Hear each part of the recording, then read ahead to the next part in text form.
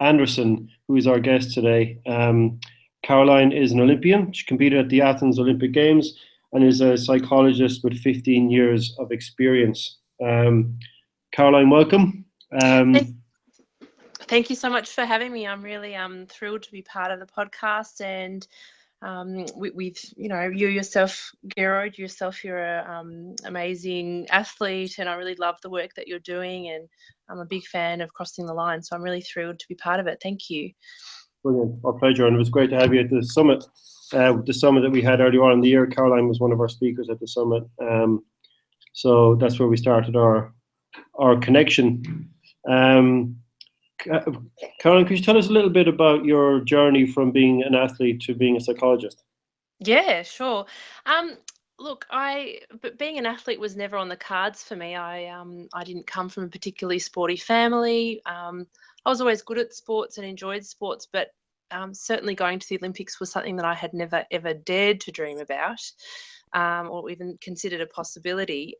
My original passion was always psychology, so I sort of feel from in my teenage years, it was something that I was always really interested in. And so I kind of thought that my future would involve just finishing school and going on to university and studying psychology.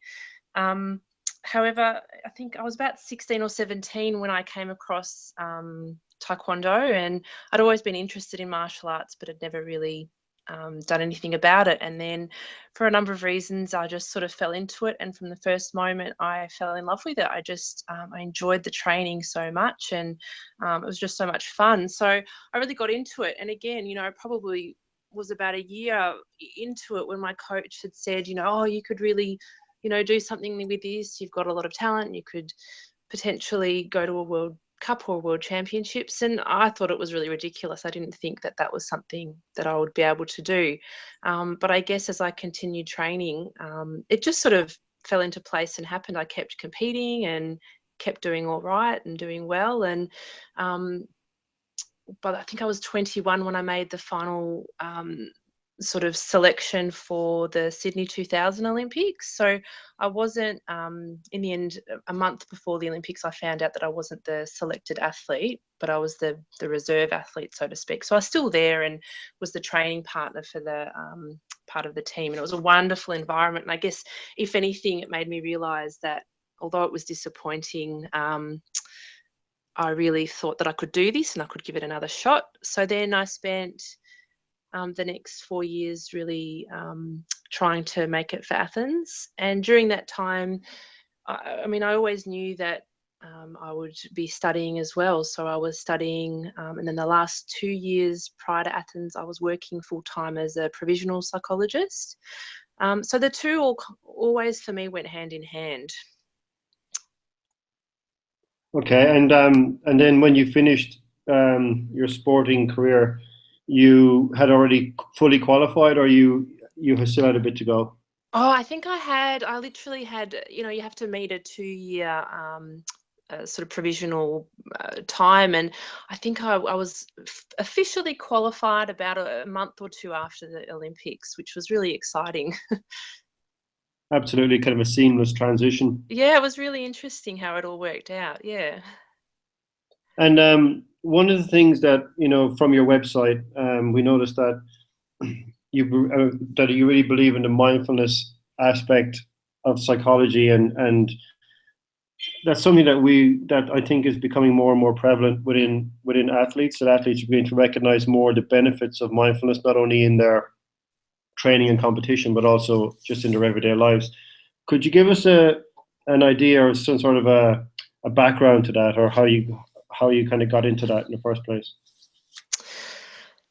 Well, I guess mindfulness is really being applied in psychology and clinical psychology for quite a couple of years, probably close to 10 years. I remember going through some training, probably 7 years ago, and had been applying it in terms of my work. So as a psychologist, I've worked for a long time in sort of with mental health and clinical psychology.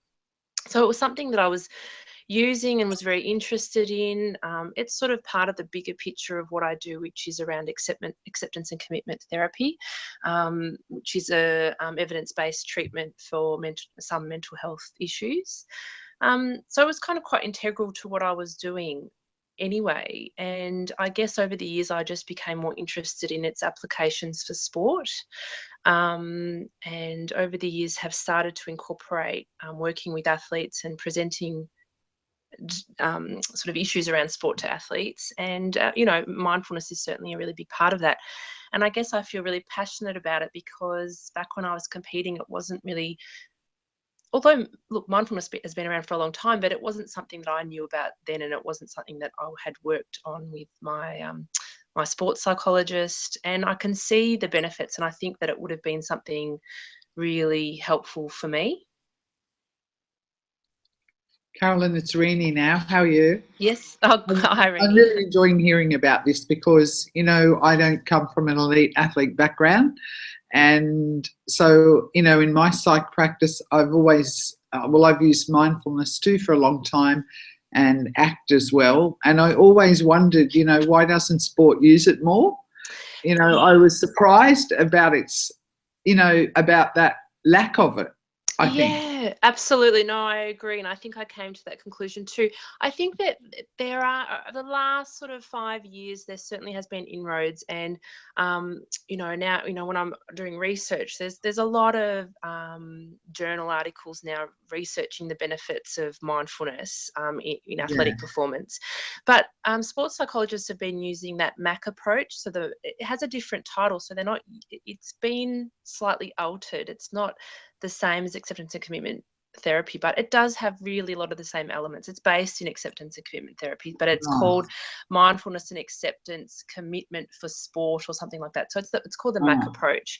And again, there's quite a lot of really good research around the efficacy and its benefits. Excellent.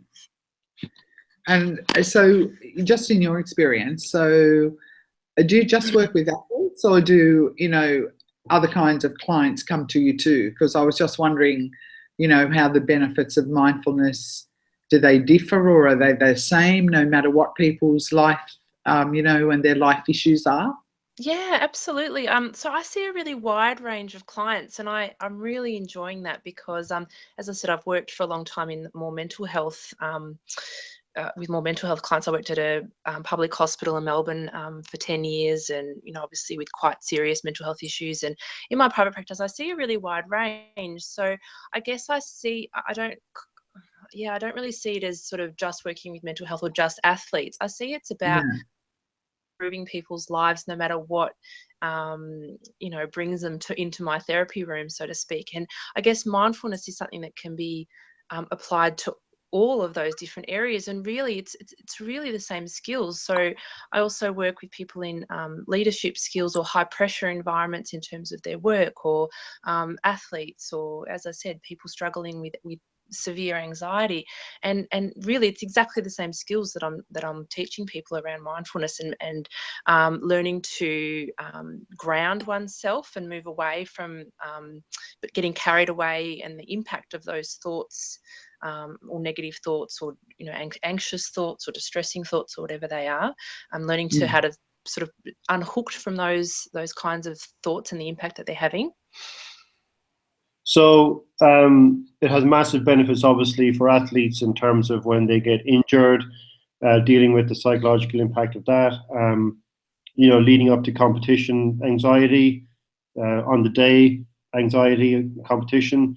So can you give us an example of how, somebody who's dealing with injury, for instance, for example, you can go through some really dark times when you're injured, or self-doubt and that kind of stuff.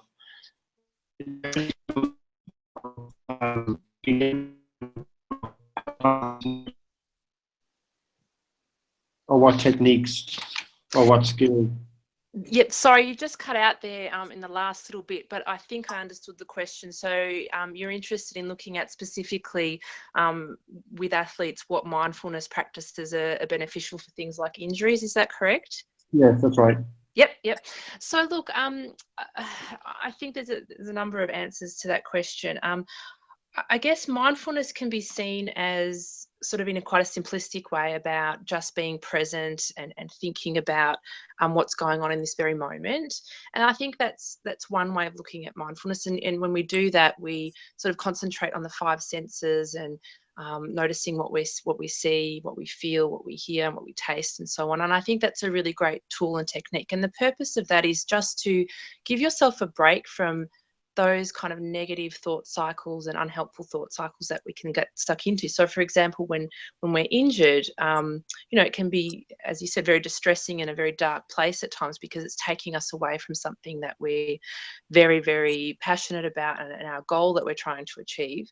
And it can it can sort of spiral out of control sometimes. But so mindfulness can help, as I said, sort of unhook from that and give us some respite and a break from that. What we find is with thoughts, they really have this snowballing effect that the more that they're there, the more they keep going and grow. Whereas we need to give ourselves opportunities to step outside of that and take a break from that, just to have a rest.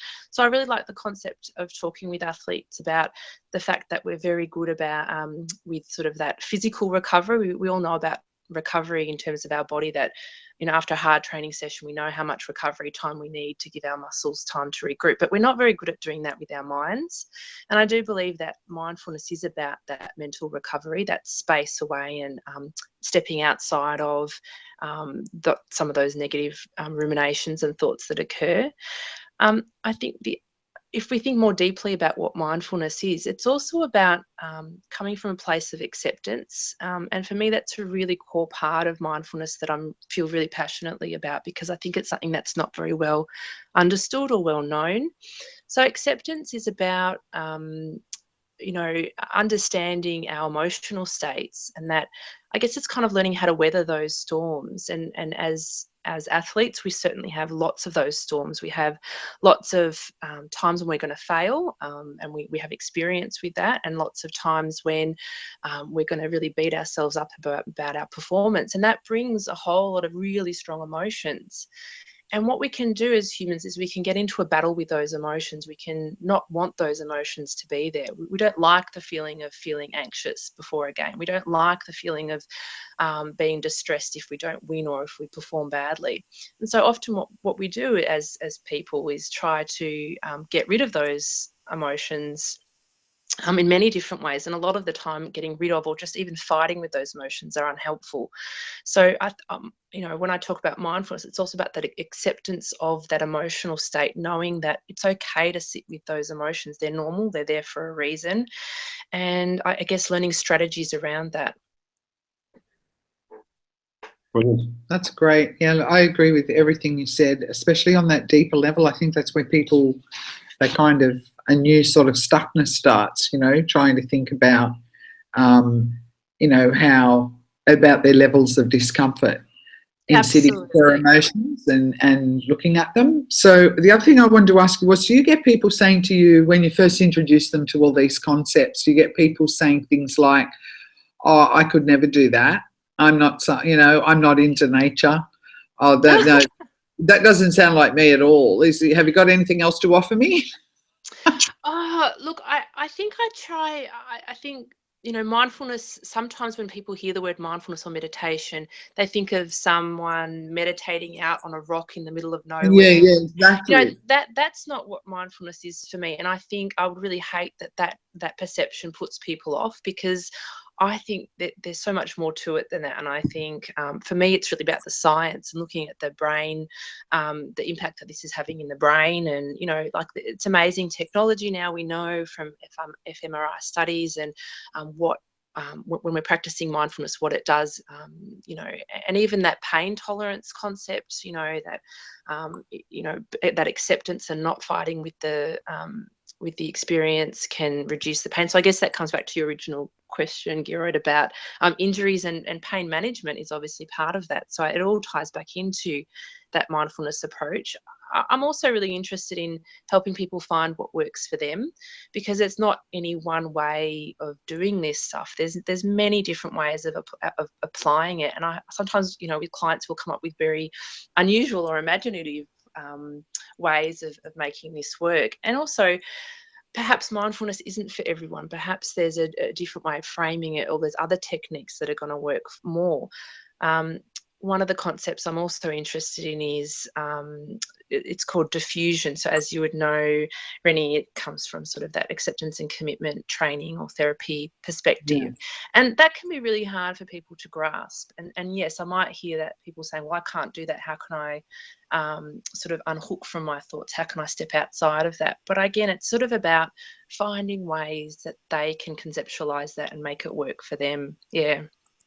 And what I loved hearing just then was about how you find creative ways, to work with, particularly with athletes who can have a sort of unidimensional view of life and of themselves, and like our mindfulness and acceptance and commitment and all these things are all about expanding possibilities for ourselves. Mm-hmm. So if you're, being creative in how you think about this therapy might be useful for someone, then, that for me it's fantastic.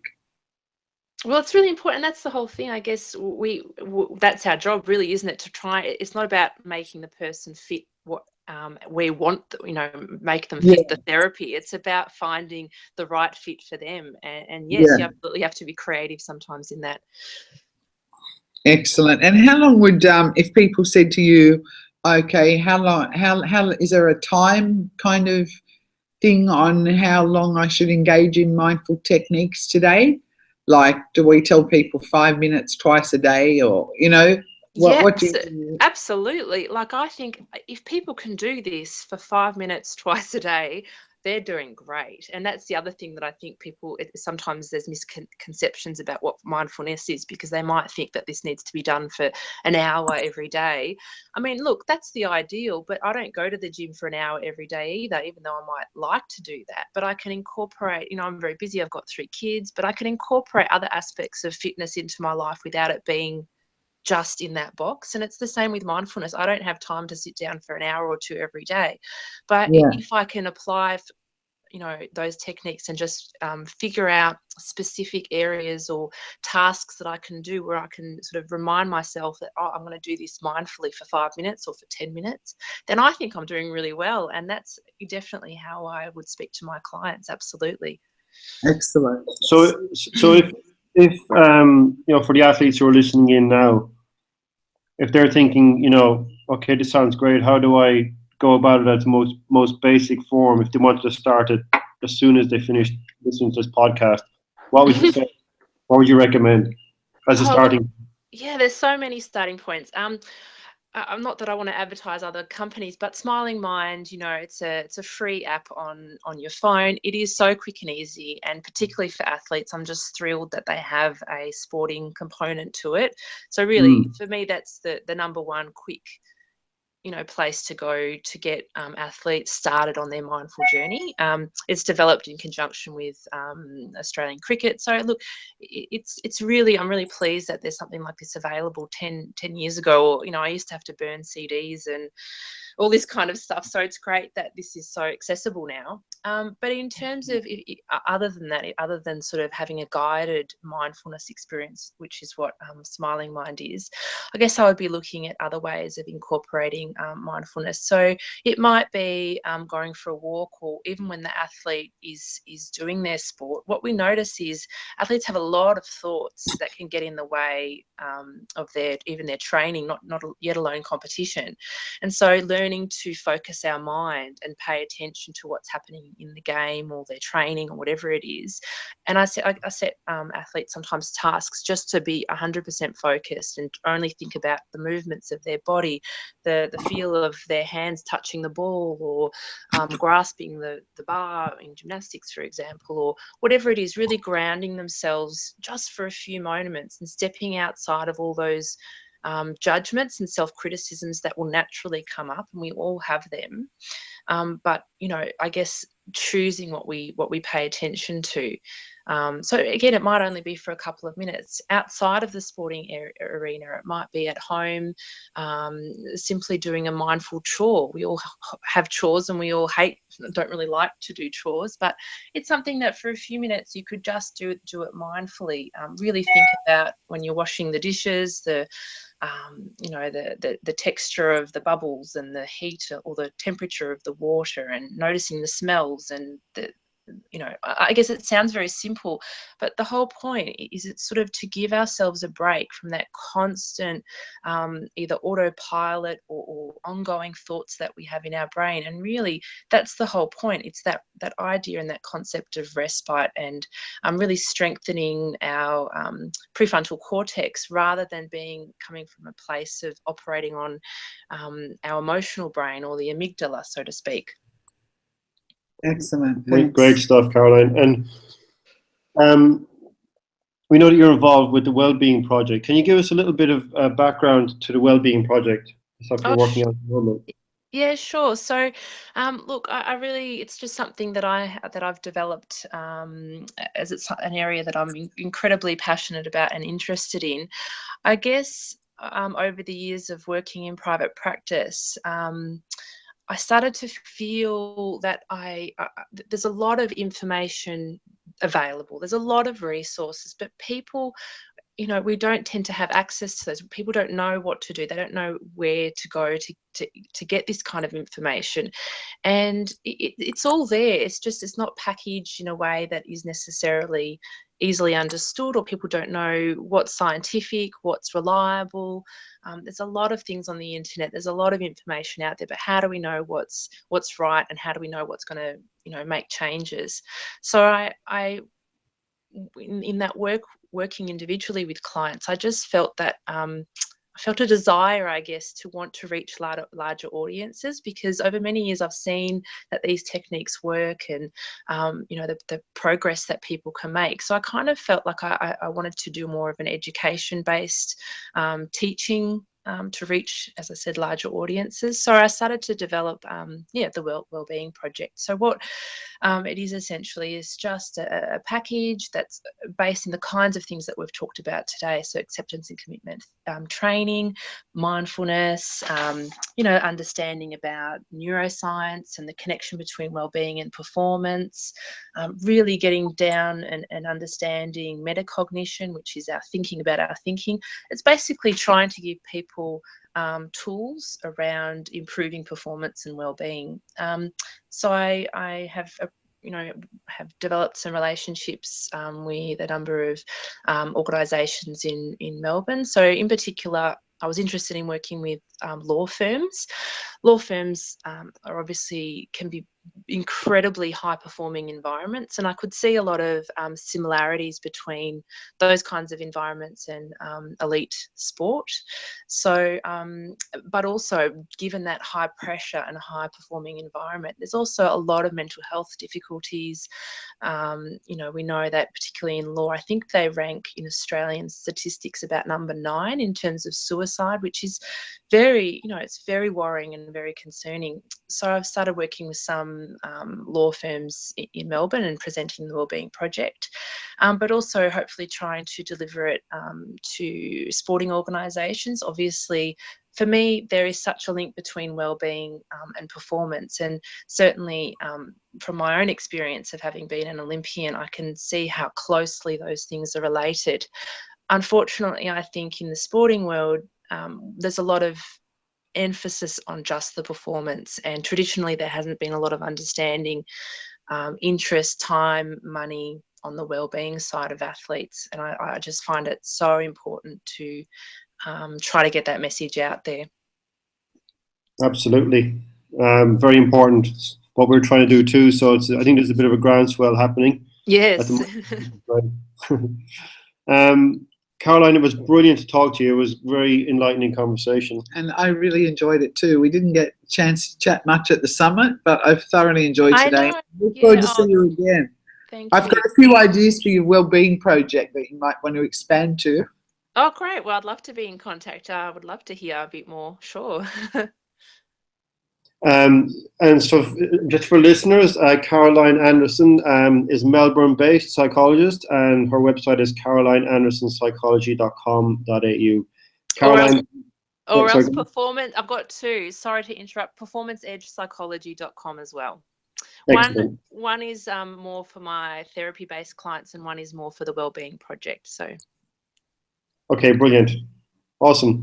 Well, thanks very much, Caroline. Bye. Thank you so much. It's been great to talk to you, and I, as you can see, it's something I'm so interested in and passionate about. So, and it's great to hear that you guys are interested as well. So, thank you so much. Brilliant. Cheers, Caroline. Thanks for your time. Thank you. Bye. Are you still there?